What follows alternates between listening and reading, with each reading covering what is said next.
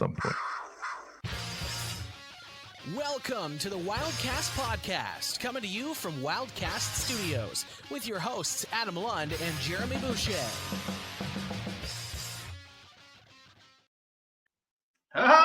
Oh, welcome into Wildcast Studios on Rogers TV for another episode of the Wildcast podcast, your unofficial voice for all things Moncton Wildcats, presented by Alpha's Appliance Solution, the premier destination for all KitchenAid, Whirlpool, and Maytag appliances. Right now, they got the Gen Air Luxury Redefined event. Save 15% when you purchase any 2 or 3. Save 20% when you purchase any 4 or more qualifying Gen Air products. Qualifying purchases made between now and April 30th. For those and other details, go to appliancesolutions.ca. As always, fan listeners, I am your host, Adam Lund, and I am joined by your favorite co-hoster, Mr. YQM, Mr. Starbucks, Mr. Stanley Cup, Mr. Freshly Playoff Beard Shaven, Mr. Jeremy Boucher. How are you? Pretty good. Might have to give our friends at Alpha's a call. Yeah. They do service? They absolutely do. They service what they sell. Yeah. Perfect. They got a parts department and everything there. Well, I didn't buy it from them, but Yeah, but you know what I mean. I need a circulation pump for my dishwasher. Oh, yeah. The propellers aren't spinning. Yeah. And the dishes aren't washing. So I have to I've been washing them by hand for like a week now. That's no fun. Oh. No. Takes me back to the good old days when dishwashers didn't exist. Yeah. We did that in the old house in Dominion so when we first moved here, we had a dishwasher up in the north. And then we moved to Dominion, didn't have one. And we're like, oh, we can do it. It'd be fine. Then like a week after doing it, like running behind a little bit. And then you got to do all the dishes before you start cooking. And she went on Facebook Marketplace and found us a portable dishwasher. There you go. Yeah. And it worked up until we moved here and there was a built-in dishwasher. So can't go wrong there. yeah, no. But yeah, so might have to give them a call. I would. Yeah. Good people. Other than your dishwasher, how's everything? She's doing good. Yeah. Okay. Yeah. You're getting weekly baby updates, man. The people want to know. Did you catch that one? Yeah. I didn't actually. I was like, yeah, that's what we're gonna talk about. Yeah, no. That was bad. I apologize. No, everything's going well. You know, we had a nice conversation at supper. Yes. On Monday about how our summer could look, because of course it's going to look a little different this year. Yep. So we came to the consensus and conclusion that we're not going to go to Ontario this summer. We're going to save our annual Ontario visit for Christmas time, which is just better. Yeah. It's going to be more expensive to travel at Christmas time, but we won't have a 2-month-old with us. That's true. So we'll have a 6-month-old with us, which is going to make a massive difference. And yeah, it would just be too hectic traveling with a 2-month-old at that time. And not like it'd be one thing if it was the two of you traveling with a 2-month-old and Avery, but for one person, like yeah, that would be that's a lot of stock, whether it's whoever it is. Like that's a lot of stock with a 2-month-old and Avery, and going on a plane and trying to get through Toronto airport to find you. And yeah, no, it's just. So I think we'll do a little staycation. Yeah. We haven't had one of those before, so if anybody happens to have a cottage for rent, on PEI or somewhere's along where there's a nice lake or a river, please let me know. I will gladly take that off your hands for a weekend this summer. And not in exchange for money, just if you have one. Yeah. Let him know, and he'll gladly. You'll get the first stick tap of the week of next season. Yeah. But honestly, I think it's. I think that's probably the best thing for us right now is, keep that little baby boy away from largely populated areas and kind of just do our thing for at least 6 months. Yeah. Other than that, yeah, because life changes a lot with a newborn, and there's a lot of routines and stuff you want to try and stick to, and changes and all that. So yeah. Speaking of life changing, we didn't win life changing money with Mr. Dorian with our NCAA No, picks. we didn't. We are terrible at this. And maybe in fairness, if we would have taken McNeese. Yeah. But even them, they are out in round 2. All we needed was a round 1 victory. Yeah, but no, I was pretty upset with my UMC Wilmington because I wasn't even close. I don't even think they had a lead in that game. and your Robert Maurice. Yeah. Robert Maurice. They kept it close. You can tell that money makes the world go round in sports because Robert Maurice got a lead by 1. They were up by 1. And if you want to go back and watch the game, but I was watching because I was invested, you go back and watch that. They didn't score again, and they didn't get a foul called on them. And I mean, like, Bama pushed their guy in the back, so their arm flailed like this. They called the arm flail, didn't call the block in the back. It just, you could tell they were like, okay, McNeese beat Clemson. We can't have too many, so let's just keep Bama in this because, like I said last week, Bama is Bama, and it happens in football. It happened in basketball. So I was quite angry. It was the most March Madness I've watched probably since high school. I watched like 4 or 5 games in a row. Both our underdog picks didn't go through. Both our bracket winning picks are now out. I was out in round 1. First game of the day. First game of the tournament. That's crazy. I'm done. Yeah. And I got St. John's. I got them to the second round at least, and they're out. But right now, Jason Lorette is leading our bracket standings. Oh, I think that's a guy who probably watches more college basketball than I watch Big Brother. So he's got 46 points. Braxton Moss has 45, and then Tony Smith has 40. Okay. And you and me are tied at 36, so we're still hanging on. We got Arizona and Duke tonight, or in part of the Sweet 16. And you still have Duke going to at least get to the final. I still have Kentucky going to get to the final. So give us 4 chances. We might get 1 out of the 4. Blue Jays are Cactus League champions, I think, or a gold ball champion or something. Opening day on Thursday. How do we feel? World Series or bust or what? Another underwhelming season, probably. Yeah. Can they make the playoffs with all the Yankees injuries? They're probably going to need 96. They'll need, I think, 96 wins will get them a playoff spot this year. That's anywhere from 95 to 100 would be a safe number. Mm-hmm. But I don't know. The Yankees are always tough. They get the payroll. Red Sox are going to be. It's the toughest. The AL East is so tough. Mm-hmm. If they were in any other division, they'd be in the playoffs almost every year. And that's what kind of annoys me, is that they just can't compete with that payroll. Yeah. And it's almost like if baseball had a salary cap in general, they would. I mean, not last year they wouldn't have made the playoffs, but the year before, I think they would have, instead of the wild card, they would have won the division. They would have won the AL Central. Yeah. If they were in the AL Central. I think they missed her, with Batista and Tulowitzki and Encarnacion and Russell Martin. That was, if they ever wanted to win again, that was their time, and came up short. So, hey, like Leafs fans say, just one more time before I die. Yeah. That's all I want. Just one World Series before another World Series before I die. Because now you have adult money. So now you can spend it. Right? Like when you're a kid and they're winning, you can't go to bars, you can't buy a whole bunch of stuff. I mean, you might have been able to do that out in Irishtown. I'm not sure if you were going to bars in 92 in Irishtown. Irishtown? Bars? Well, there used to be a place called the City Limits Pub and Eatery. Yeah. And it was open for 2 months. Ooh. That's it? Didn't really go over well. Yeah. That's not very good. No. Not a great location to start a restaurant. No. Location. Yep. If you're going to open a restaurant. If you're going to open a restaurant in Irishtown, you better make something damn good on the menu for people to drive all the way out there to get it. Yeah. Whether it be a meatloaf or burgers or Poutine Week, which is coming up. I thought maybe you were going to talk about that a little later in the show. No. We're you keep it simple. You found all the poutines on the bus trip. I did.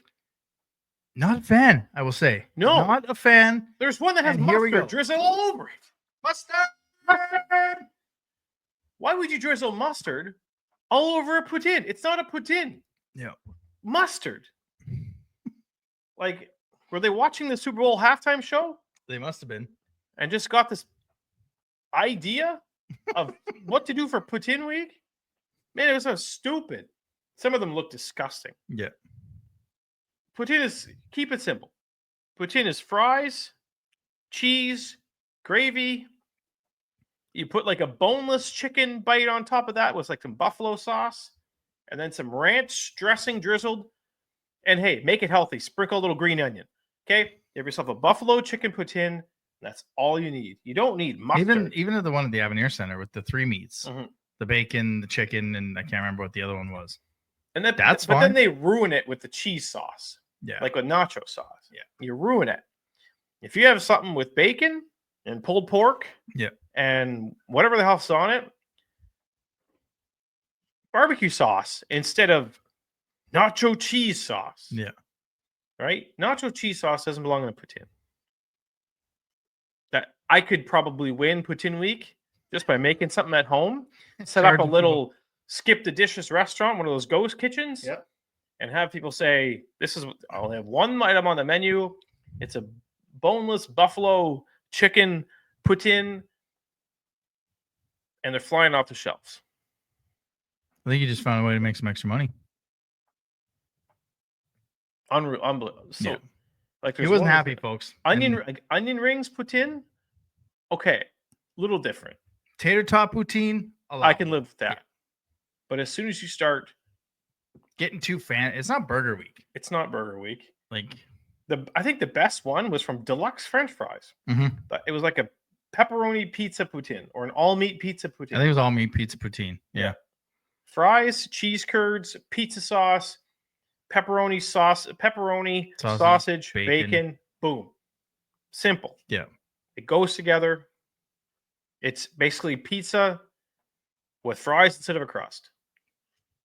We should probably order that and have that before the show and grade that one. That's a good one. Yeah, so for more of those takes, you can follow us on Twitter, Moncton Wildcast, Instagram Wildcast Podcast, TikTok Wildcast Podcast as well here on YouTube. Don't forget to like and smash the subscribe button. Lets us know you like what we're doing. And click the little bell so you don't miss any podcast post games in the playoffs, we're hoping. As well, we could be doing some pre and post game shows on the YouTube. We could be, if you're still awake. Well, it's whoa. Playoffs is a different animal. Different animal. Yeah. Kind of a different. Yeah, it's we've had our fair share of fun times doing watch parties. Yeah. Yeah. And life has changed, and I might be allowed to go to playoff games, but I'm not going to be allowed to go to playoff games watch party. And I don't really want to make people spend money, so why not do YouTube? We'll watch parties and have as much fun as we would at a bar. Yeah, 100%. All right, well, we're going to get to the quick question. It's pretty simple. The CHL playoffs begin this Thursday in the Q and in the OHL. So we figured why not pick some OHL and some WHL games or some series. Sorry, we're not going to pick each individual game. So we'll start in the Eastern Conference. You've got Brantford versus North Bay in the OHL. Obviously Brantford? Yeah. Okay. Yeah. That's the 1 seed, yeah. Yeah, I was going to say, it's pretty obvious. Yeah. How many games? Oh, that's a sweep for sure, I think. You know what? I'm going to go 5. I was going to say this when we started doing our cube predictions. I don't do sweeps. You said that last week. You don't generally do sweeps. Yeah, I don't generally do sweeps. Yeah. So Brantford and 5. Your boys, Barrie Colts, the number 2 seed, taking on 7 Niagara. I've got Barrie in 6. Yeah, they put they put it Niagara the other night, but yeah, they've also been struggling. Yeah, going into the playoffs. They're 6-4 in their last 10. Niagara is 2-7. So I'll take. I think this one might go the distance. I'll take Barrie in 7 games. Oh, I like that. 1-8, 2-7. The 3-6 matchup in the Eastern Conference is Kingston against Sudbury. I mean, yeah. Sudbury's got a decent team. Quentin Musty, is he still injured? Or is he even still in the OHL? Not sure he is, isn't he? I think so. Yeah. I know he was injured. Quentin Musty's still there, yeah. Is he hurt, though? He played 33 games, so he might be hurt.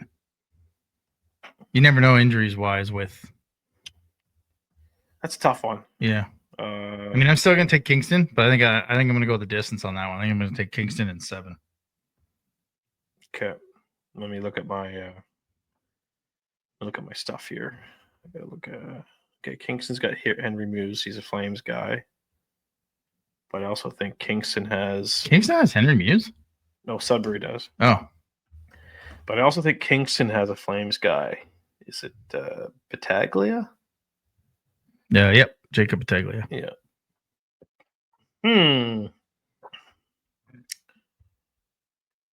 They also get Cedric Gandon as well. I got Soto. Okay, I'll take Kingston 6. Probably going to regret that one, but yeah, Kingston in 6 for that one. And then the 4-5 is Brampton and Oshawa. And I'm going to take Brampton, even though I don't remember what I was going to say off the top of that. I'm going to take Brampton. Yeah. The Steelheads. Misa, Martone, what's the goaltender? Ivankic. Mm-hmm. I'm going to take them in 6. Yep. I'll also. Plus, I don't like Jen's update on Twitter, so I'm going to take. I'll take the Steelheads, but I'll go 7. So that was the Eastern Conference. The Western Conference, London in 3, I think. As much as I want to say the attack. Give me Owen Sound in 7. I'll take London. London in 3. Yep. That's your one. Mm-hmm. Yeah, they're just a wagon. 2-7 Windsor taking on the Sioux Greyhounds. 96 points. They were the division champs. Taking on Greyhounds, 62 points. I'll take Windsor in 5 games. Spits in 5. The 3-6 matchup is Kitchener versus Flint. I'll take Kingston in 5 as well. And for that one. Kingston or Kitchener? Oh, sorry, Kitchener. Yeah, Kitchener in 5. I'm with you on that one. And then the 4-5 matchup is Saginaw versus Erie. I think this one goes the distance, and I'm going to take Erie. I'll take Saginaw. Yeah, I'll take Saginaw in 7. Is that the first one we had different? Yep, sure is. Nice. Love it.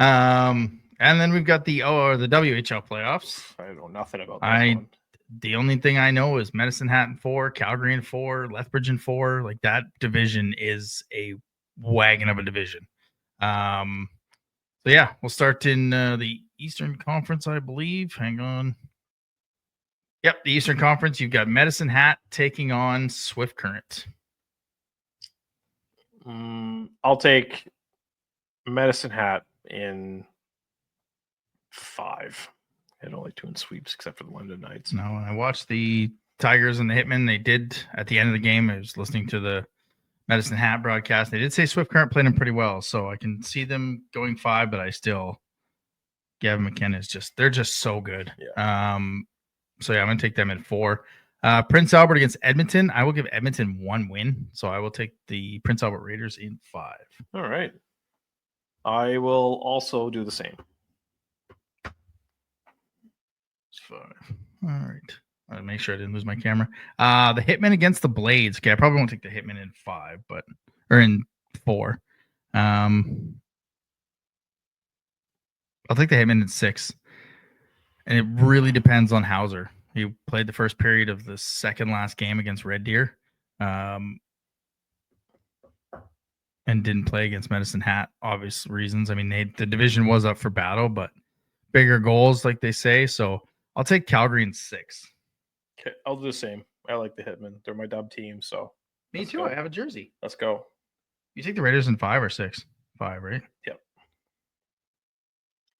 And you've got the 4-5 matchup, Lethbridge versus Brandon, which, fun fact, is 900 kilometers difference from each other.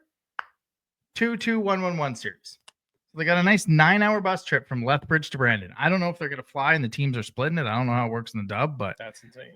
I mean, and Brandon's playing the first 2 games in a town like an hour west of Brandon, Verdun, I think it's called, because they've got a big motor show in the arena. So they don't even have home ice advantage. They go from like their 3,000 or 4,000 seat to 1,400 seats. So it could be a pretty cool atmosphere, but I will take Lethbridge in 6. Yeah, I'll do the same. I can't wait to see that. You took the Hitmen in 6, the Canes in 6. I can't wait to see that second round. If this is how it goes, Medicine Hat against Lethbridge, that's going to be a wagon of a series, and then Prince Albert and the Hitmen. I say wagon of things a lot. I've noticed. I got to stop that. The number 1 team in the WHL, Everett, taking on Seattle. I've got Everett in 4. Yeah, they're that good. I'll take that as well. As long as you don't say it, it doesn't count. From the Angels of the Winds Arena. Yeah, that is true. Best rink name in the entire CHL. The 2-7 matchup, the Victoria Royals taking on the Tri-City Americans, which this is how I found out the silliness of the WHL playoffs. That's like 500, I think it was 580 some kilometers between the two, and it's a 2-3-2. Yeah. Is it because there's a border? Maybe. I don't know what it is. Damn tariffs. The dates are the exact same that Moncton and Quebec have, the 20th, 29th, 1, 2, 4, 6, and 7. But it's a 2-3-2. So it's gotta be the tariffs. It could be the tariffs.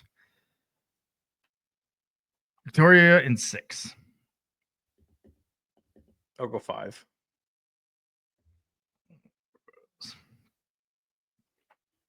The other fun series. This one's fun. The 3-6 matchup, Spokane taking on Vancouver. Spokane is the 3 seed, but they open up on the road because of the NCAA women's. They're doing this Sweet 2. Yeah, it's 2 in Vancouver, 2, 3 in Spokane, 1 in Vancouver for Game 6, and Game 7 is in Spokane. So 4 of the last 5 games are in Spokane because of the NCAA women's Sweet 16. That could be what we have to deal with. That round could 3. be what we have to do with it. We get to round 3. We'll talk about that eventually. But yeah, Spokane is good. They have the top scoring line, I think, in the WHL. So I will take Spokane in 4. The rare in 4 at home win. Okay, I'll do 5 for who are they playing again? Vancouver Giants.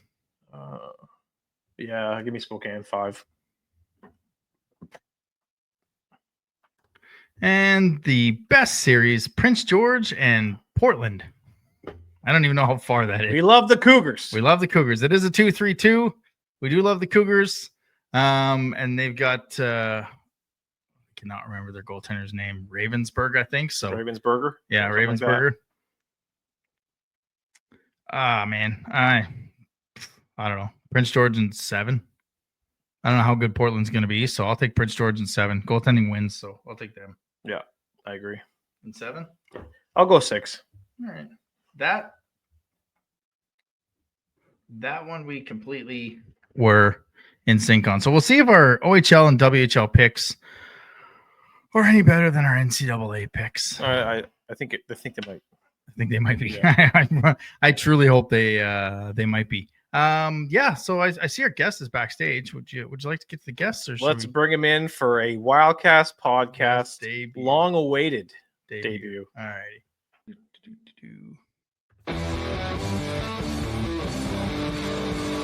View from the other bench.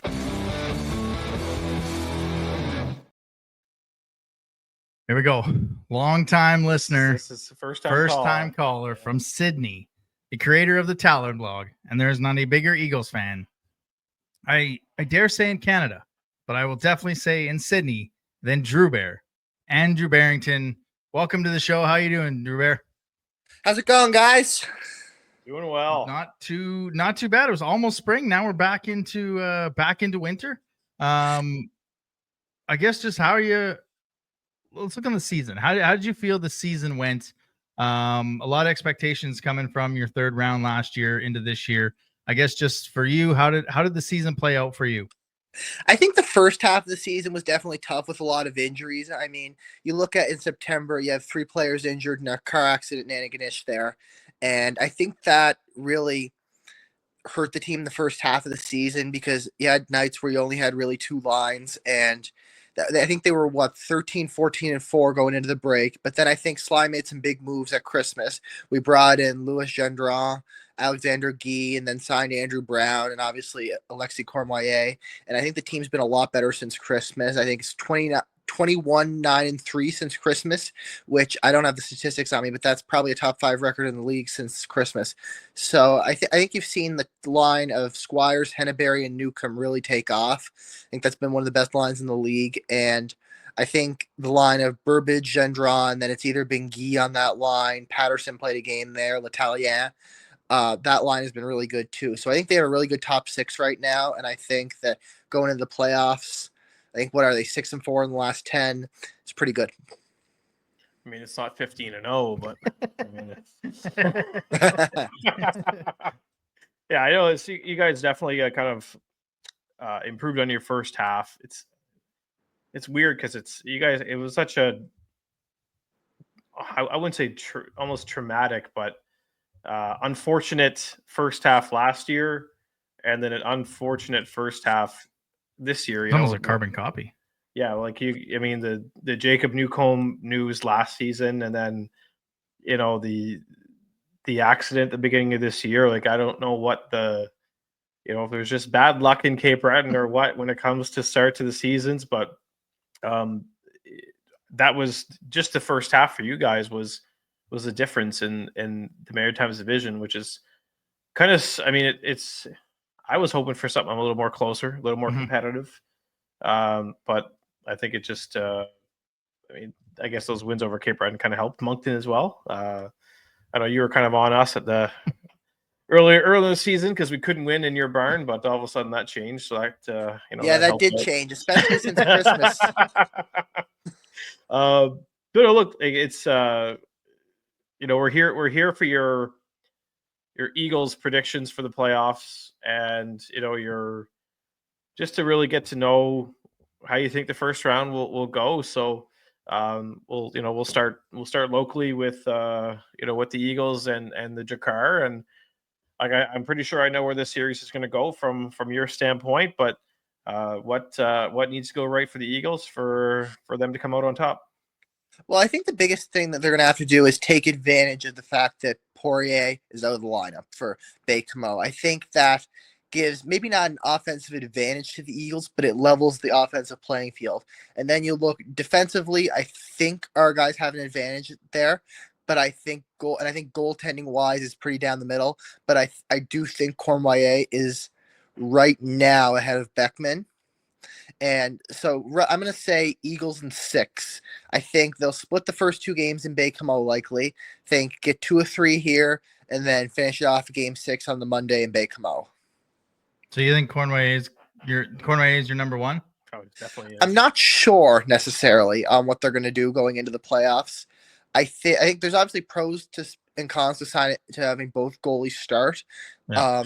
I think Malota has more. Obviously, Malota does have more experience, but Cornoyer has just been killing it since Christmas. So I don't know. Maybe you start with Cornoyer, and then if there's a need to make a change, you make a change. But right now, I do think that it could be Cornoyer's net to start. Wow. I mean, you couldn't have told me that. If you would have told me that 3 months ago, I probably would have said you're crazy. Yeah. Same. But I mean, it's at the end of the day, you've got to go with your hot hand. And I think you look at like Moncton, like you could make the argument Rudy was the better goalie in the second half, but I'm 99% positive Brousseau will be starting game 1 Friday night. But I think it'll be a similar situation both ways, where if either of them get off to a tough start, I don't think Gardner or Louis will be hesitant to make a change. Mm-hmm. No, that's kind of the benefit of having 2 guys that can play. It is. Yeah, and Melota's the same way. Melota can go in there and, if called upon, and probably play the best, the best games of his life. Right? That's just the kind of goalie he is. But if it's Cornoyer's net, you got to go with him and ride him until, if he starts letting in some stinkers, you got to go to your backup. Yep. I think that's pretty much how it's going to roll. in sticking in that series, for both teams, I guess just what's your one X factor? What's something that people necessarily, because I think this is one of the most exciting series to cover, like based on, kind of with Moncton where we played Baie-Comeau and then we played them again. Everyone was looking forward to that series. And then, you guys had the series with them last year and now it's a revenge series.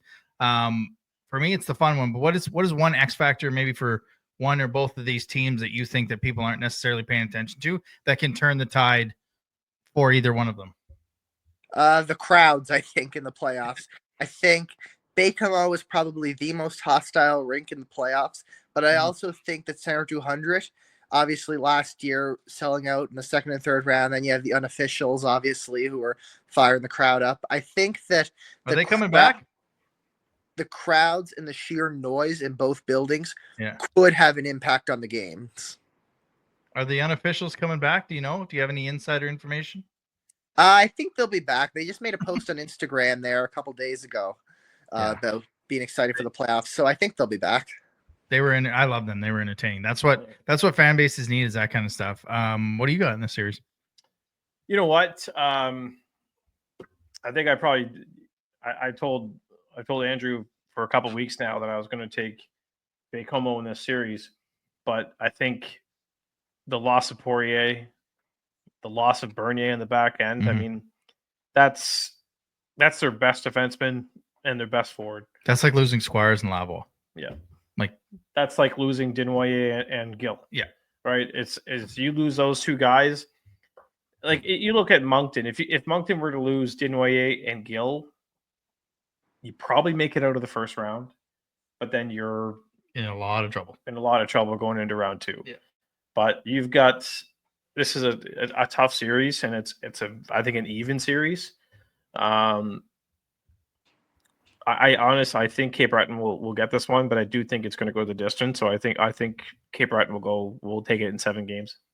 Just based on, I don't, Baie-Comeau will, they still have some firepower. Mm-hmm. They've got some good goaltending. Beckman's going to have a lot of eyes on him, being a draft eligible goalie. Definitely, he's going to be a lot of scouts. Yeah, he's going to, and that's how you know if you're a real, if you're a real prospect or are you going to choke under the pressure of the playoffs, mm-hmm. right? Like if Beckman goes in there and stands on his head, he's probably one of the premier goalies in the league in 2 years. At the same time, if he falters, well, there's Canada's starting goalie for the under 18s. Yeah. Right. So I'm sure he'd rather be playing in the Q playoffs than playing for Canada, but I don't think Baie-Comeau at the end of the day will be able to overcome the loss of Poirier and Bernier. No, I'm the same way. I think Cornway is the goaltender for the Eagles. I think he's good enough to win this series. I think if Baie-Comeau was completely healthy, I think I'd probably go Baie-Comeau in 6, but because they're not healthy, I think they can still score. A little tougher, but because Baie-Comeau just hasn't had great game 7s, I've got the Eagles in game 7 in that rink. But last week we were talking about, before we knew the Poirier injury, and I was saying home ice was going to be a big thing, and I think unfortunately in this series it's not going to be that for Baie-Comeau, and I think Malofsky is the key for them. If he can get hot, he can go. All right, we'll go locally with us. Oh no, you're not going to do us. We'll get yours. Yeah, we'll go Moncton, Quebec. Well, what are your thoughts on that? We're going to save ours for the end of the show, but what do you got? Yeah, Moncton in 4, I think, for that one. I know I like to pick upsets sometimes, but this Moncton team is just too much for probably all but 3 or 4 other teams in the league. I think you'll see Moncton win it in 4. It'd be interesting to see what goalie Moncton starts. It'd be interesting to see what goalie Quebec starts too, to be honest. Mm-hmm. But I do think you'll see the Remparts keep a game or 2 close.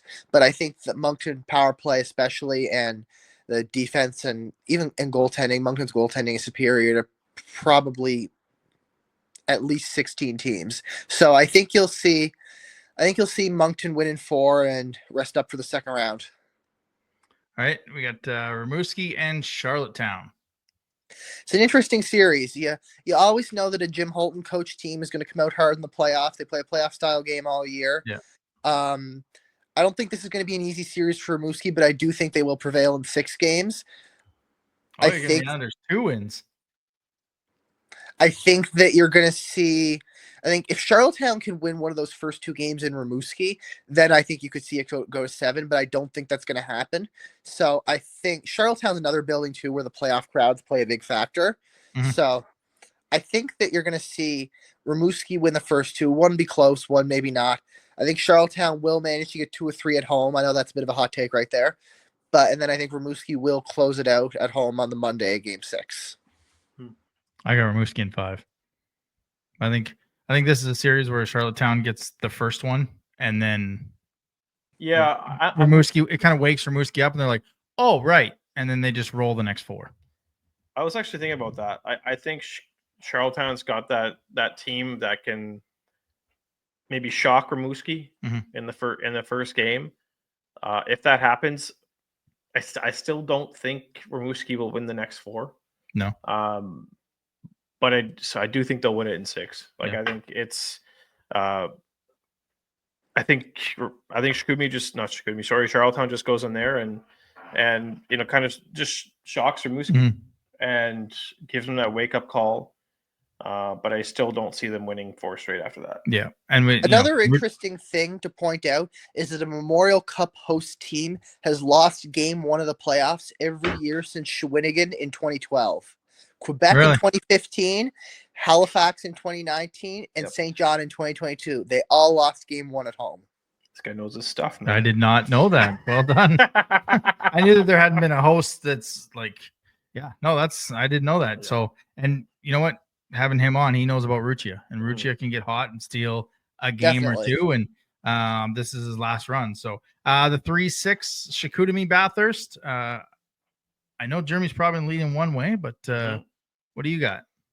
Well, it's another interesting series and one of the first things I look at there is the coaching matchup between Gordy Dwyer and Yannick Jean. I think that probably 2 of the top 5 coaches in the queue. And I think that it's 2 contrasting styles of game.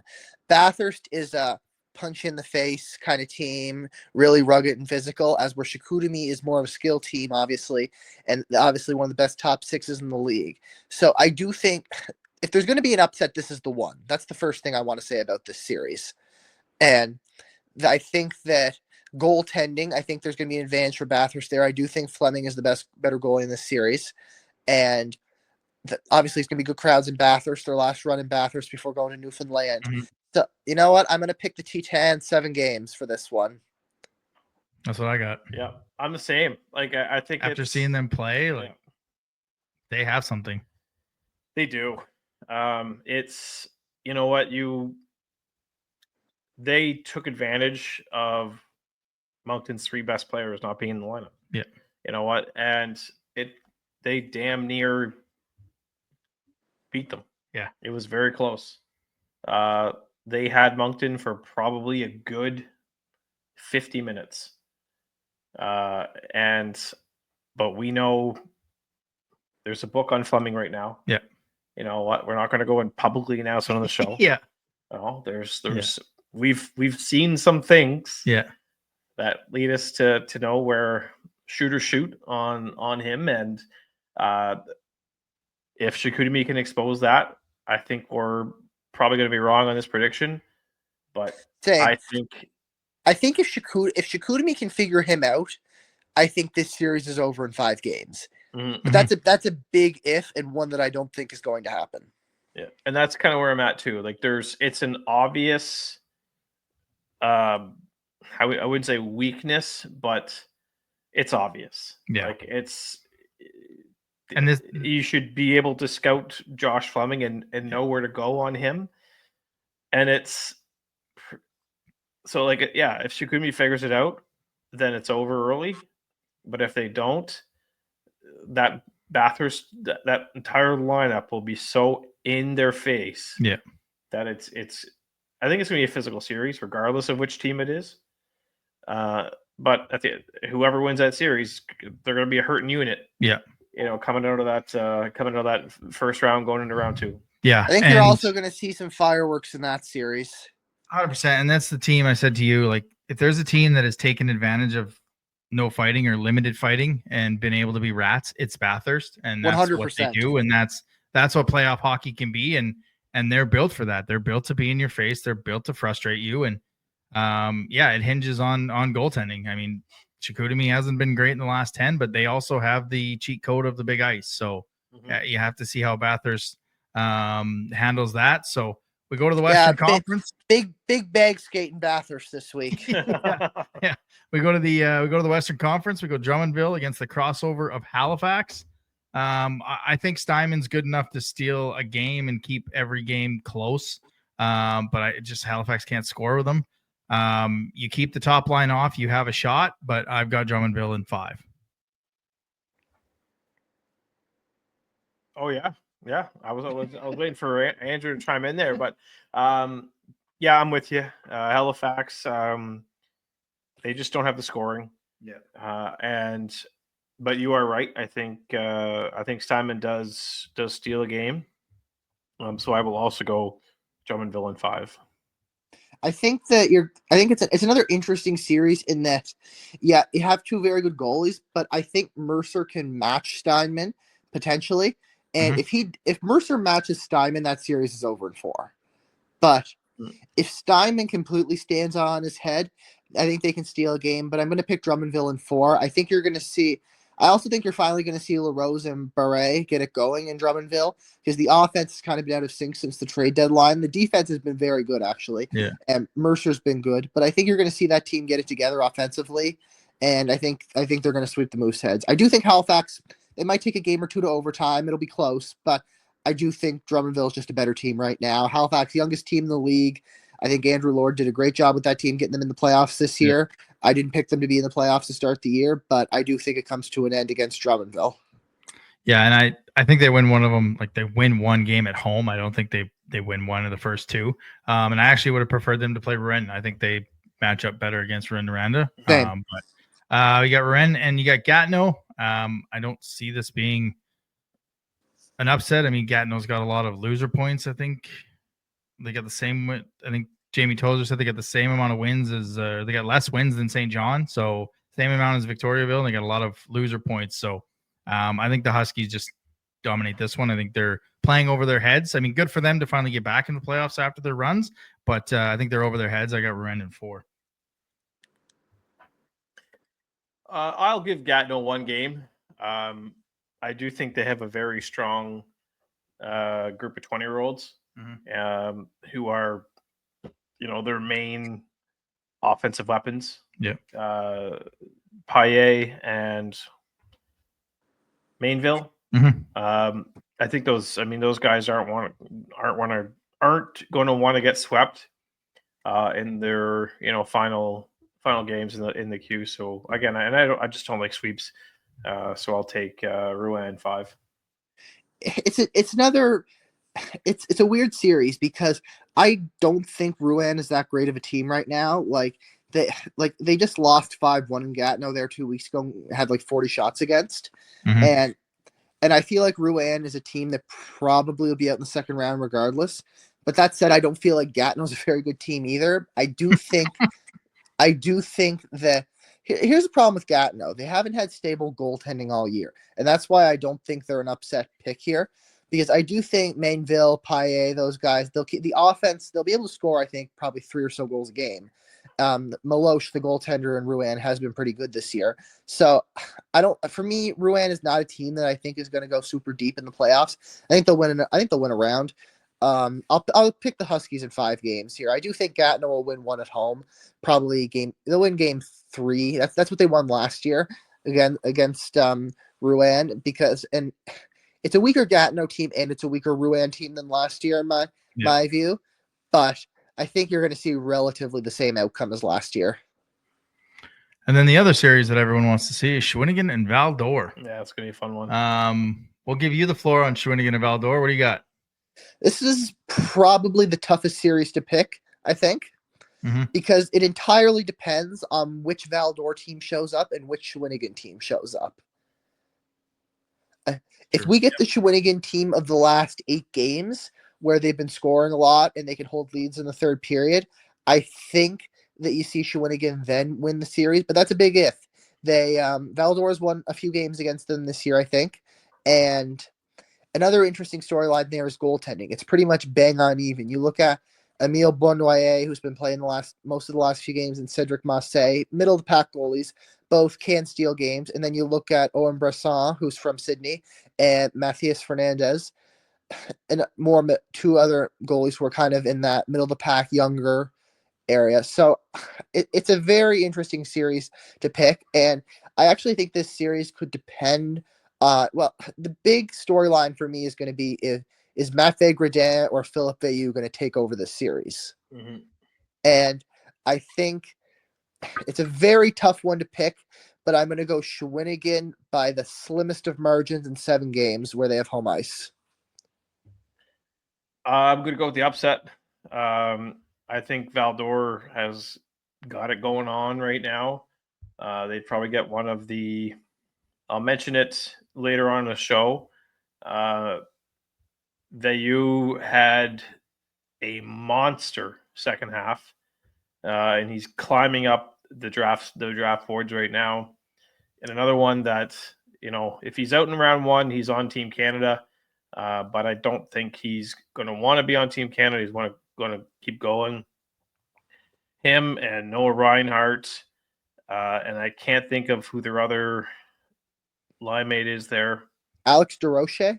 That's the one, yeah. Have just been absolutely lights out in the second half, and I think they're going to take over this series. So I will take Valdor in 6. I wanted to be with you. I really did. And in fact, Zone QMJHL had like hot takes, and I don't think he understood what hot takes are because I said Valdor is going to get to the Final Four, and he gave me a 3 out of 10 because he's like, oh, I mean, the West isn't great, but I don't know if they get there. I'm like, then that's a hot take if I pick the 6th seed to get all the way to the top 4. But I just think Shawinigan, I mean, they're the second hottest team coming into the playoffs right now at 10-0. I got to go with Shawinigan, but I think they go the distance. I think they go 7. I wouldn't be shocked if Rennes goes the other way, but my picks changed in the past 2 days. I think it's Shawinigan in 7. Then we round it off with the 4-5 matchup, and it's evading me what the 4-5 matchup is. Sherbrooke and Blainville. I just think Blainville's too good. I think Blainville. I thought they were going to be the 2 seed for most of the year. Mm-hmm. We've seen them play twice, and they can score. They can defend. Hamel is a very good goaltender. I have Blainville in 4. I think, wow. Yeah. Oh, sweet. Wow. Yeah. They are really good. What do you think, Andrew? I think this series is another series that's going to depend on goaltending because I think Hamel is one of the better goalies in the league. I saw him play here he didn't play when Blainville was here, but he played when Shawinigan was here in the first half, and he really stole that game actually for them here. I think our guys had about 40 shots in that one, but I do think that if you get Feldbergs, who was at the World Juniors, this series could get very interesting. Mm-hmm. But it's all going to depend on the first couple games of it. I think Sherbrooke has to win one of those first 2 in Blainville. And another interesting thing before I pick this series is that it's the only one that games 1 and 2 are on Thursday and Friday night, and then they have 3 full days off before it resumes in Charlotte and Sherbrooke. I'm not sure what was the issue with that there, but yeah, I'm on Blainville for this one. Yeah. Same thing. Don't think it's going to be over in 4. Sherbrooke, oddly enough, when we were doing our post Christmas trade show, mm-hmm. I for some reason said I thought Sherbrooke was going to win the league, and that AI generated next 20 year champions. I saw that because they also had Sherbrooke this year. I think I might change my pick because Blainville's going to win this series probably in 6 games. I think Blainville's skill is going to prevail in the end, and I'm going to go Blainville in 6 as well. I think you'll see them end it there. Another big thing for Sherbrooke is they obviously got to game 6 of the second round last year, But Maxime Cote and Louis Gendron were two big parts of that team on the second and third line. And those are two guys they traded, and probably rightfully so, as a younger team. They're sacrificing those guys for picks for the future. But I think they're going to miss that depth that they had last year, which was a big part of their team and their identity. Mm-hmm. Yep. No, that was fun. Yep. Hopefully we see you in round 2, I guess, and we can have you back on to talk about a Moncton Cape Breton series. But if Bathurst wins, that's not going to happen. You get to take on Rimouski. But Drew Bear, that's what I'm hoping for right now. we appreciate you taking the time to join us, man. This was a lot of fun. So for those that want to follow you and follow the Eagles, where do they find you? So Talon _blog on Instagram, and blog Talon on Twitter. I refuse to call it X like you, Adam. Yeah. So yeah, give me a follow there. I just hit 500 actually on Instagram today. I think I'm at 450 on Twitter. See, I deleted a bunch of like robot accounts there, and so yeah, we're on the road to 1,000. Hope to get there, say by the second round. Get 50 more on Twitter. There we go. All righty. Well, you know what? You're a good follow on there, and for the people that want to follow it, he does a good job with interviews. I don't know if you're going to be continuing through the playoffs, but I should be. You've done a good job with those. So if you want to follow the Eagles and some other Q content, follow the Talon blog for sure. Again, thanks, Andrew, for joining us. We really appreciate it. My pleasure.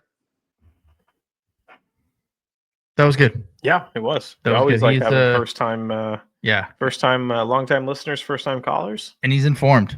He knows his stuff. Like I didn't know that the hosts lose game 1 of every series. Yeah, it's that it kind of lines up with just the bad luck that the hosts have had recently when it comes to Q playoffs and having the Memorial Cup in their backyard. But yeah, it adds up. Yeah.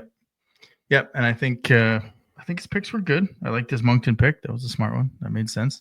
And yeah, I think, like I told everyone, I think the Eagles and Baie-Comeau and I think Shawinigan and Val-d'Or are the 2 series that it's the worst part about the playoffs being on all the same days and all the same times is channel surfing. You're channel surfing, but if we're at the Moncton game, I mean, you might have Cape Breton and Baie-Comeau, and I'll have Val-d'Or and Shawinigan, and we can watch 3 games at once. But that is kind of the negative. So I'm kind of excited to see Blainville and Sherbrooke like by themselves night 1.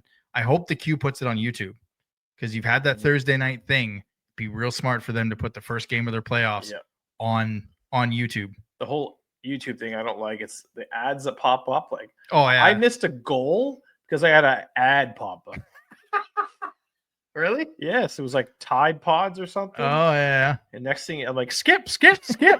God damn it, skip. then go they back to the game. There was a goal. They might not do that again, but yeah, I think they should do it because I think that's the best way to promote your playoffs. All right, let's get to some news and notes. News and notes from around the Q. News and notes from around the Q presented by Integrity Lawn Care. Check them out on Instagram or give them a call 506-866-8218 or email them at integritylawncare@hotmail.com. It's almost time to do lawn care and then fake spring, and we're back to a backload of winter, buttload of winter. This damn tariff spraying us snow. yeah, that's exactly what it was. All right, so we had the awards given out, the Golden Pucks, the first few Golden Pucks of the year. Moncton had 3 trophies, which I talked about a couple weeks ago. The Jean Rougeau Trophy for regular season champions, the Robert Lebel Trophy for the team with the best defensive average, and the Luc Robitaille Trophy for the team with the best offensive average. You had Jonathan Fauchon of Rimouski. He was the Jean Beliveau scoring champion with, as you said, 50 points and 50 points. Yeah, 50-50. 50-50. Not too shabby. And then the Mario Lemieux Trophy for top goal scorer was Sam Oliver from Drummondville, and the Jacques Plante Trophy for best goals against average, only because he played enough games, went to William Lasselle of Rimouski at 2.3 goals against average, which was a slight edge over Jacob Steinman, which I do believe means that Nick Riopel's record continues for another year. Yep. Of 2.31 goals against average. Yeah, that's crazy. Yeah. Because apparently Rudy's doesn't count. No, didn't play enough games, allegedly. But in our hearts, he won the trophy. It counts. 100%. The player of the week this week was Etienne Morin. Oh. The Wildcats went 2-0. He had a +2 rating. I think he had a goal and 4 assists in those 2 games for Moncton. Tied the most points by a franchise defenseman. He really wanted that extra one, but was not to be. So hashtag confirmed, not confirmed. Etienne Morin will be back next year to get 1 goal. Or 1 goal. And then be called back up. Actually, that's not a real thing. But we do have the final installment of everyone's second favorite part of the show. It's now time for the one and only Boucher's Team of the Week. That's correct. The last one, the All-Star edition, the league. What did they call it last week? I have no idea what you The call All-Star team of the year. Yeah, that's right. I think that's to call it. Okay, so we're going to start at forward. The aforementioned with Joubert Philippe Veilleux of Val-d'Or. 40-point difference from his rookie season with 47 points to his sophomore season, 87. Nice jump there. 87 points for the season. Mm-hmm. From January 1st to now, from the beginning of season to December 31st, only had 35 points. So he had 52 points from January from the trade deadline to now. From the trade deadline to now. Wow. Yeah. So a hell of a run. Monster second half. Yes. We're also going to go with Sam Oliver, the league's only 50 goal scorer. Yep. And there was only one 50 goal scorer last year, Justin Poirier. 51 goals. That was in 68 games. Sam Oliver had 50 in 63. Ooh. So a little better. And finally at forward, how could we not have Caleb Desnoyers? Always going to have one Wildcat on here. Big year offensively. Yes. However, he's not on that. He's not on this for that. Oh. Last season, finished with a +2. Yeah. This season, +51. Yeah. So don't tell me coaching changes don't matter, and don't make a difference, because they do. 4 of the top 5 plus minus were Moncton Wildcats, and we had all 5 going into that last game of the year. Yeah, that's cool. It's crazy. Yeah, absolutely insane. On the back end, Etienne Morin, obviously, another Wildcat. Most points by, new record for most points by defenseman in franchise history, most assists by defenseman in franchise history, and now tied for most goals. 250 games. Yeah, 250 games. I would love to see him get. Yeah, I mean, it'd be funny if he came back for 1 game. Calgary sends him back for 1 I game. just don't think it'll happen. No, I don't think so either. If he does get sent back, that's a huge win. But I don't think it will. Second defenseman will be Ty Higgins. Finished first in scoring amongst defensemen, while finishing the season with a negative +/-. Really? The first defenseman to do that since William Villeneuve of the St. John Sea Dogs in 2019-2020. What was his minus? Like -4. Oh, wow. That's awesome, actually. Yeah. But so led all defensemen in scoring, but minus. Yeah. Love it. Talk about a power play producer. And then as much as I wanted to choose Rudy Guimont here, the whole full season thing I couldn't go with. William Estelle, 2.38 goals against average. It's tough to beat. Yeah. Especially for a 17-year-old goalie. He only turned 17 like 3 months ago.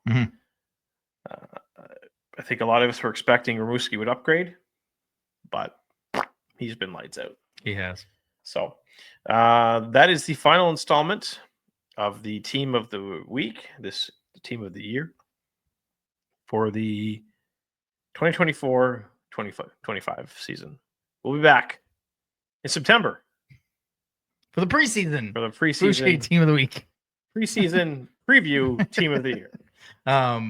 Yeah, we have to be back because we got a graphic ready for it and an intro and everything. That's There's only one player in the league that I thought might be on your all-star team of the week. And I thought you were gonna pump your own tires and call your own shot of calling him rookie of the year and putting him on there. You can't go wrong with the players you Thought have. about it. And I'm not gonna frig off because I do like your team of the week, but I thought Gradine might get on there as you're calling your shot. I was thinking about doing like one of those power plays where you go 4 forwards in 1D. Yeah. But I couldn't leave Morin off. Yeah. And that's Ty Higgins' And stat was T. awesome. Higgins is just how does that even happen? Yeah. So yeah, I had to go with the 3 and the 2, but Gradine was very close. Yeah. All right, let's talk about our team and preview the week ahead. Weekly Rewind. All right, the Moncton Wildcats continued their winning ways, finishing the season 53-9-2 for 108 points, which set 2 franchise records. Most wins, which was 53, most points, which was 108, which eclipsed the 05-06 team with 52 and 107. They also had fewest regulation losses. They had the best points percentage franchise record. They had the least goals against. They had the least road losses. They haven't done it in a few years, so I've been having some fun with it. The least amount of ties in franchise history with 0. They can forever, they should just lean into that every year. We tied a franchise record of least amount of ties with 0. But like I said 2 weeks ago, I didn't want them to play everyone to go for an undefeated. I didn't realize how close they were to these franchise records. But as I got closer, and like we talked about last week, you're not going to see this again. No. You just aren't. If they go down to 60 games, which I think eventually you'll get 60 games and only playoff games on weekends, you're not going to see a team go 54-6. 54-6. You just aren't. No. It would be probably a miracle for a team to win 50 games once it's down to 60 games. Mm-hmm. This season has been remarkable, but at the same time, it's what the expression Gardner used? Regular season's a laboratory, and this is where it starts. Yeah, you can finish the regular season on top, finish the CHL rankings on top, but if you don't put your money where your mouth is, or don't back it up, these records don't really mean much.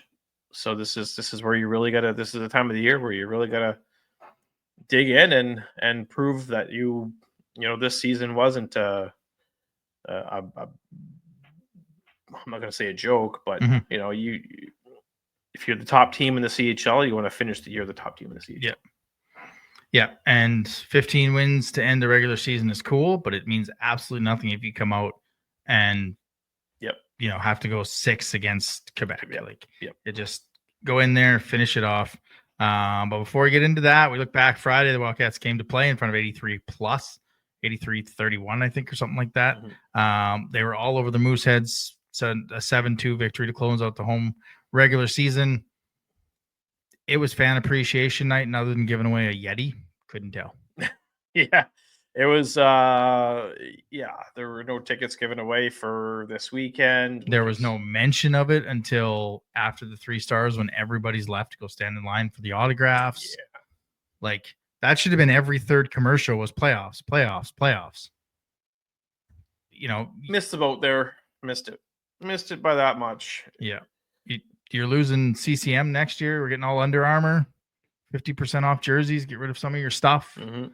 Give away hat. I mean, they were giving away hats and different stuff, but I got a lot of comments and a lot of messages that it didn't feel like fan appreciation. It just felt like another regular season game, which happens far too often. But they came to play and they took care of Halifax. Yeah, it is. I mean, again, Steinman was extremely good. He made some spectacular saves. Yeah. It was, but Russo, that was you were mentioning at the game, winning that game against Halifax. He was able to close out his career, beating every team. Yep, just like Vinnicek. Yeah, scoring against every team. Now Russo's beat every team. Yeah, so that was pretty neat. Probably not sure if he knew. I'm sure he knew about the record, but he wanted that one to, more for the cementing of a legacy. But no, this is it was domination. Should have been. He was good. Like the only 2 goals that beat him were 2 tips. Yeah, which a lot of goaltenders aren't going to get tips right in front. And we kind of talked about this last year a little bit, but it was tying up sticks in front. This one, 2 tips for the 2 goals. Didn't make a big difference, but he's been good. Yeah, and we got some players rested, which is kind of what we needed. Yeah. And look, they expected to win this game. They did win this game. They were in control of this game. And you're right. It was fan appreciation night. And if I was a fan, I wouldn't have felt appreciated.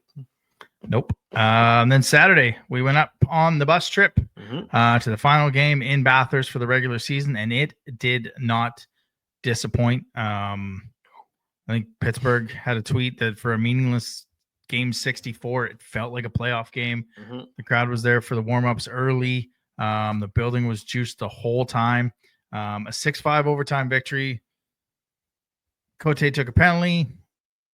Is what it is. I don't know if it was a penalty. It was on Sharkey, so I'll let you figure out if he actually was tripped or just forgot to skate. But either way, they scored with like 0.6 seconds left. Look, Moncton was missing Denway, Pekarczyk, Gill. But I like the resolve in the group, and I like the fact that they were pushed. They were pushed in the final game. Like, we didn't play St. John. We didn't play, I guess St. John would have been the weakest of the division. We didn't play a game like that where they could get to a 4 or 5-0 lead and coast it off. They were put to the test. Yeah, and that's kind of what you wanted. Bathurst knew it was on the line. Bathurst knew about these franchise records. They knew they wanted to get a full building. They wanted their fans to go home happy. And they almost did. I mean, it was a very, I think Bathurst kind of controlled most of the play. Yeah. There was just a time in that late in that second period where Moncton got, a couple goals really quick and kind of turned the game around and took a lead into the third period. And they held it for 19 minutes and 59 seconds. Yeah. It was, but in my opinion, I think Bathurst kind of, they had Moncton's on the ropes most of the game. And I don't think you could have asked for a better opponent or a better game to close out your regular season. I think it kind of shows the depth on the Wildcats when you're playing with, 2/3 of your top line out and your top defenseman, but you still go out and score 6 goals. Yeah, I think that shows the depth on this team. And what do we got? 8 20-goal scorers, 7 20-goal scorers. Yeah, and Cote was 1 goal away from being 8 20-goal scorers. Yeah. So it was Mercier's got 30. Yeah. Ended the season with 30? Yeah. Wow. Yeah. So clutch clutch OT winner there. If I'm not mistaken, we still have one in the top 25 in scoring. Moncton has 2. Yeah. 2 goal. We have 7 20-goal scorers, and Moncton has 2 players in the top 25 in league score in league crazy. points. That's actually crazy. Like, Bacomo's got a couple, Spaldor's got a couple, Ruen's got a couple. It's like Blainville's got 3 or 4. Like, everybody's got 2 or 3. Moncton has 1 with 108 points. Like, the depth this year has just been up and down the lineup. We wondered early on if Gardner was playing guys too much, but guys found their role, fit into their role, and they showed. I think they showed that they can play. They can be trusted to play, especially in the bottom 6. And we'll talk about it here, I guess, right now as we get into what matters, and that's the playoffs. We're on the road to Maruski, and that's the goal. We begin the playoffs with a 2-3-2 series against the Quebec Grand Par. This is the 5th time these two teams have played since the Wildcats came in 1997, 6. And the all-time series is tied 2-2. In 2000, Moncton got a 4-3 win in round 2. 2003, Quebec won 4-2 in round 1. Moncton got a 4-2 win in the league final in 2006. And in 2015, Quebec swept them in the league semifinal. So odds are it's our turn by alternating. But yeah, so I think I was going to go to the other stat about what was the other one I had that was kind of neat. Oh yeah, the Jean Rougeau Trophy. So in the NHL, it's a very bad thing to be the number 1 team in the league to win the President's Cup. In 2024, Baie-Comeau was it? No league title. They lost in the final. 23, Quebec won the league title in the Memorial Cup. 2022, Quebec had it. No league title, lost in the semifinal to Shawinigan. 2019, I didn't go the COVID type years. The Huskies won the league title in the Memorial Cup. 2018, the Armada. So the odd years seem to be a good year to win the Jean Rougeau Trophy. So in looking at this one and talking about the depth in this team, I know the trade they made for playoff experience with Halifax. I just don't know how you take Binkley out of this lineup right now. Like I honestly, I don't I know that we talked to Gardner and he talked about 11-7 and Tampa won with it and like Chicago won with it, he said, but to me, 11-7 is getting him in a little bit of line change trouble every now and again for too many men on the ice. We've seen it. And I think Binkley has earned that final forward spot, that 12th spot. And I think you can play games, especially in a series like this where it's expected Moncton's going to move on. I think this is a series where you can roll all 4 lines knowing what could come down between either Cape Breton or Bathurst in a round 2. Not that I'm looking ahead, but I think Binkley is a very tough take out of the lineup. Yeah, he played extremely well Friday night. He played a really good game Saturday. And you know, he's just a guy. He's so fast, he's so shifty. He goes to the front of the net, he goes to the dirty areas. He plays playoff hockey. Mm-hmm. So I don't think you can ignore him. There's another guy you could probably take out of the lineup. I think Binkley deserves to play. I think if you're in a roll 11-7, you go Sampson and Binkley as your final forwards, and then you play Mullen as the 7th defenseman. Crosby. Yes, he was in the lineup Saturday. I didn't see him take a shift. I made the joke that on the Mercier game winner was the most ice time he got all game. Yeah. So obviously there's something still going on there. And he was only in the lineup in case. Yeah. Yeah, I'm with you. I think Binkley we need to find a way for him to play because I would love to see him back next year. I don't want him just to be kind of a sit in the stands guy and wait for your chance. I want to see this guy get ice time. He feels like, I don't want to say a lighter version of OJ, because OJ was a lot of heart, but he feels like that. Like he brings that energy. He's not afraid to go into the dirty areas. He plays like he's 6'2". He's sneaky speed, as you've said many times up in the booth. He's got a wicked wrister. Yep. So I think if you're going against the Quebec team and you want to speed, I think you could probably keep him in and keep Cloutier out if you're going 11-7. And then when you play a bigger team, a tougher team, you can maybe interject Cloutier in for size. Cloutier stays. You said Sampson and Binkley. Cloutier would come out, wouldn't he? Right. Yeah, Cloutier would have to come out. I did not mean that. That's my bad. I want Cloutier to be playing. Yeah. So So I don't even know if you can go, like, I think he's almost forced their hand to go 12-6. Yeah. To keep Cloutier in it as well, or go 11-7 to alternate. But I think No, he's Cloutier four- stays. That was my bad. Okay. I forgot about him. Okay, so you're 12 and you're with me, 12 and 6. Yeah. Yeah. I don't understand. I don't think you can take him out of line. He's played that good. So when we talked to Drew Barry, you were 99% that Russo's going to be the goaltender. Yeah. That's why he was brought in. Yeah. I mean, I'm almost positive Rousseau will be the starting goalie. I mean, he had his hiccups, but I think he's figured it out. He was brought in to be the number one goalie, and I think we were lucky to have someone as good and reliable as Rudy Guimont. Mhm. But I think they're 1A, 1B. Mhm. And, if it gets to a point where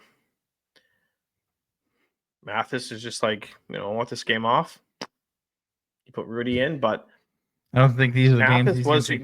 But Mathis was brought in to be your number one goalie. If he wasn't brought in to be the number one goalie, he wouldn't have traded Jacob Simon. Right. We didn't acquire Mathis Russo to be a 20-year-old backup.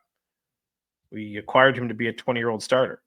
For him to, it's like Cody Rhodes. It's you want Mathis Russo to finish the story, right? He's been close. Mhm. 2 years, 3 years now. I don't think it's just unfortunate bounces and losses that probably are not even on him, that have eliminated him from playing big game hockey. And he is like he's our American. I mean, I was going American Nightmare, but he wants to finish the story. He wants to go out on top. And I think that's the argument I have, is he's here for a reason. The reason is for him to win and to, put a couple cups over his head as the starting goalie. This is nothing against Rudy. Mhm. Rudy has been an amazing backup goalie. Mhm. If we play Cape Breton in round 2, maybe we see Rudy Guimont play Cape Breton. But no, Russo's. I'm not saying Russo's the number one, but Russo is the starter for game 1. I think he will be the starter for game 1. But I think Rudy has earned that start. And I think my reasoning for starting Rudy in game 1 is if he doesn't play well and they get the win 5-4, you have Russo that can come in, a veteran goalie. You know what you have. You know what you acquired for it. You've got a steady backup, and you know that he's rolling. He's playing well. He's shaking off the rust from the trade. He's gotten comfortable. We're seeing the Russo that we expected. Mm-hmm. But if you go with Russo and things don't go well, and you have to go to a Rudy, you don't know quite what you have with the pressures of the playoffs with Rudy as your backup. So that would be the only reason that I would probably go Rudy. And look, we said in the Rimouski series, or the Rimouski game, that goalie I felt was going to be your game 1 starter. And I think that's the path I see to allowing Rudy to play game 1. And it's nothing against Russo, and I want him to finish the story. I want him to bring us cups. I believe in him. I've said from the day we acquired him. We didn't acquire him for a game in February or January. We acquired him for April, May, June. So for me, I think I would play Rudy for the simple fact that I think he's earned it with how he's played. And if it's not perfect, you can go to Russo, and you've got that capable veteran that can get you, that has been there before. Okay. But with that being said, I still think they're going to go with Gardner. I think Gardner's going to go with Matthews Rousseau in game 1. It just feels like you said, that's who they acquired him for. That's what they're going to do. But I think there's a path that you could see Rudy play game 1. And again, of course, if I don't take anything away from Quebec, but if the opponent was Bathurst and it was a tougher opponent that we saw, yeah. So, the X factor for Quebec, for them to be, I don't say have a chance in this series, but like a couple X factors in this one. Someone that you're waiting to see from Quebec, and even someone that Moncton that you kind of want to see take a step in this first round. I mean, yeah, I mean, we want to see Maddox Dagenais. You know, first of all, being able to watch him, is going to be good.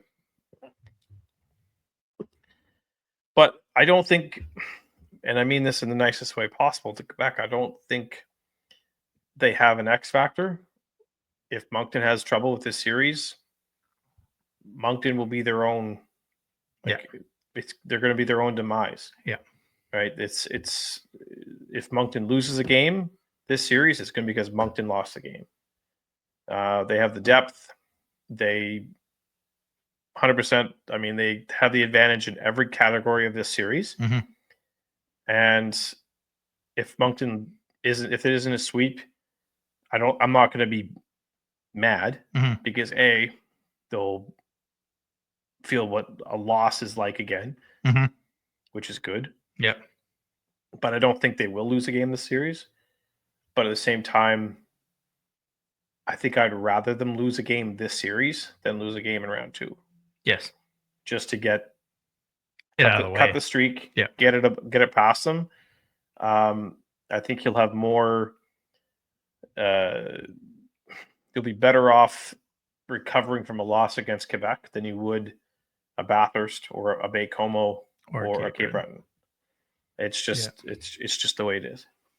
Yeah, I think for Quebec to stay in this, and by stay in this, I mean keep games close. I'm with you. I don't think, I'm the cliche Moncton in 3. I think Justin Cote has to have a big part in this series. Cote He's got to be a O'Shea factor on and Dorian on almost every goal. Cote's got to be some sort of a factor, and again, that just leads to you shut that line down, and what do they have, right? So you put that line out against McKinnon and Morin or Johansson and Gill. I mean, probably more so Johansson and Gill. Yeah. They're going to have a difficult time scoring. And I think that line, that Cote line is the one I'm most concerned about.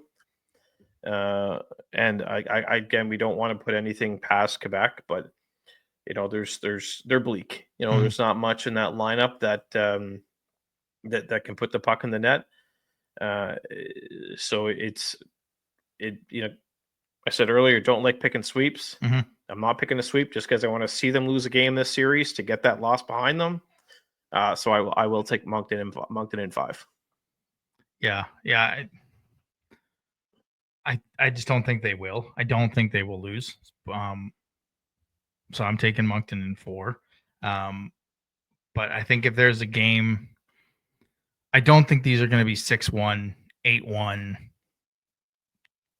8-2 type games. I think playoff hockey is a different animal, and you've got a lot of guys on this crew that you forget about too. They've been to 2 rounds 2 years ago. They were in the playoffs last year. They know the taste of the sweep. They have that taste in their mouth. So they are a very veteran team, not only because we have 14, 19-year-olds. They've been to the playoffs. They've been the last 2 times they were eliminated or swept.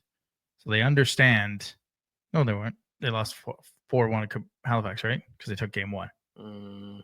Yep. Yeah, so gentleman's sweep. They let them get 1, and then they took the rest of them. But yeah, this is a team that's up and down the lineup. I think Gabe is poised for a big playoffs. I think he is. I don't know if you'll see it as much in this series, but I think he is poised for a big playoff series. So I got Moncton in 4. He's a playoff hockey guy. If he's going north and south instead of east and west, he's going to be a force. Yeah.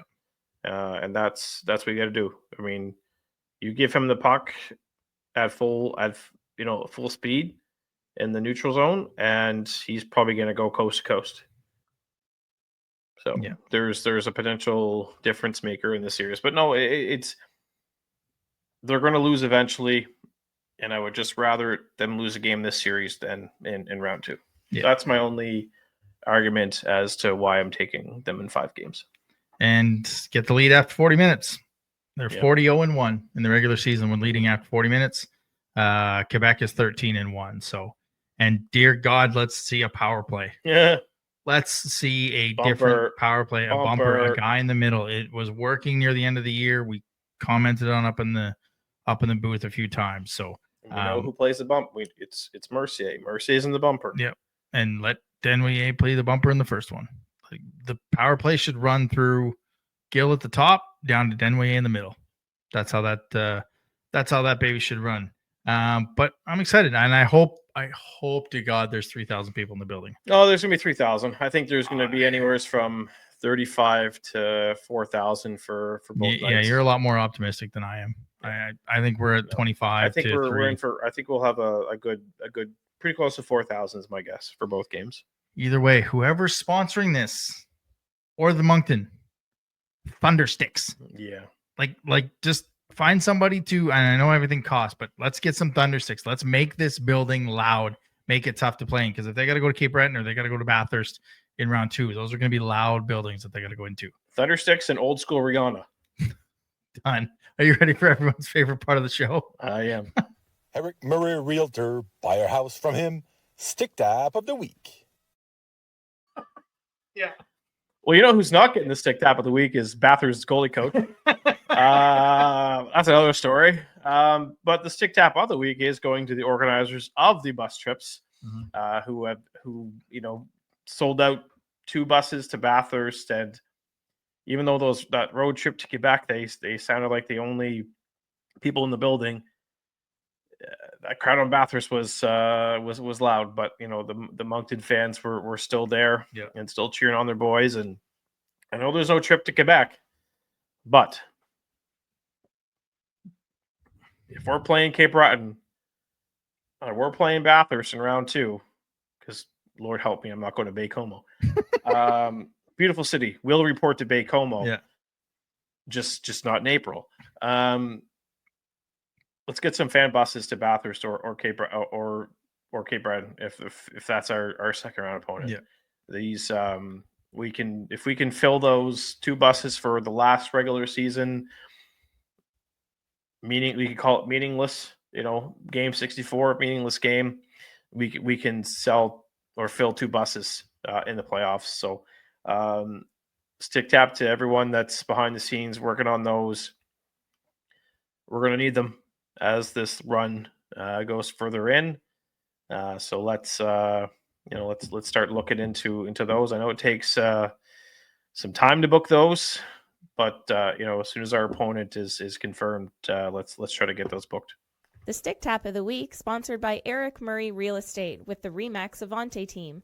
If you're looking to buy or sell a home in the Greater Moncton or surrounding area, make sure to check him out on social media or give him a call at 506-863-8802.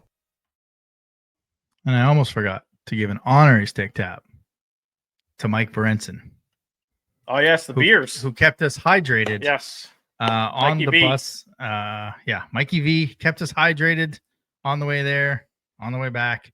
Yeah. So honorary stick tap, because I said if you give us another one, I can do honorary. I can't do full. That's right. But I can do honorary. So I hope we get some buses up to Bathurst and or to Cape Breton for the playoffs. Let's do that. All right. The stick tap of the week. Nope, that's the wrong one. Wildcats Wildcat of the week, presented by Rosemary, Lynns Massage and Spa. Teeth whitening is now available for booking, starting at $85. 3 15-minute sessions included in your spa service. Add another 15 minutes for only $24 or only $20. Don't forget, they have a loyalty card. Buy non-spa services, get one free. Call them at 506-830-1224 or stop in at 1224 Mountain Road, as they are now accepting new clients. Well, we talked about him just a little bit earlier. He tied a franchise record for goals on Saturday in Bathurst. He was going for the record on Saturday or Friday as well. Shot was this far from allowing him to tie the record at home. Went off Riley Sampson's leg instead of the Halifax defender. But he had a goal, 4 assists in the 2 games. He got a 4-point streak going right now. The Wildcats Wildcat of the week is number 5, Etienne Morin. And that'll do it for the show. This is it. Here we go. To quote Kevin McAllister, when the wet bandits arrive at his house, this is it. Don't get scared now. I clip that for a GIF. Yeah, game 1 Friday. Get your tickets, please. Please get your tickets. Bring your noisemakers, horns, anything. I don't even care. We're gonna need some noise as well. Thanks to the fan bus, like you said, to the fan club, Bruce, Tandy, Nicole for arranging those 4 bus trips, and the bus trip to Bathurst. Thanks to Drew Bear, Andrew Barrington for joining the show today. We're gonna be back next week. We're also gonna be back at random times because it's gonna be sporadic. Yeah, sometimes the show will be perfectly lined up with the series starting and not starting, and sometimes you'll get a random Instagram Live, which will be recorded and posted early later. Yeah, or you'll get a random Tuesday show or a Thursday show. But as of right now, we're trending to be back next week. We're going to be back on Rogers TV every Wednesday, but stay tuned to our YouTube because you don't know when we're going to be popping up pre, post game, or in between the series. For Jeremy, I'm Adam. Enjoy game 1 and 2. See you next week. Thanks for listening to another episode of the Wildcast podcast. Follow us on social media at Moncton Wildcast.